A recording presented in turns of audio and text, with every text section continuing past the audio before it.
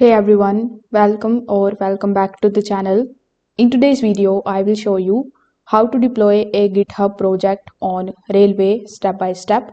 By the end, your project will be online with a public URL that you can share with anyone.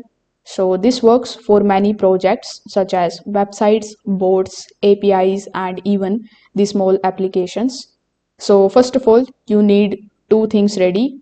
You should first of all already have a GitHub account and your project must be uploaded to a GitHub repository.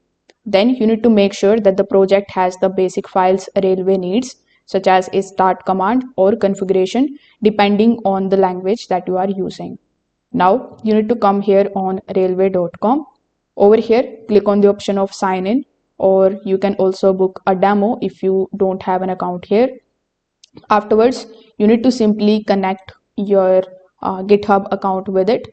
Once you log in the Railway dashboard itself, simply select the option of new project by clicking on this plus icon right next to the section. Then you need to choose the option that says deploy from GitHub repo, or you can also select the option of connect to GitHub.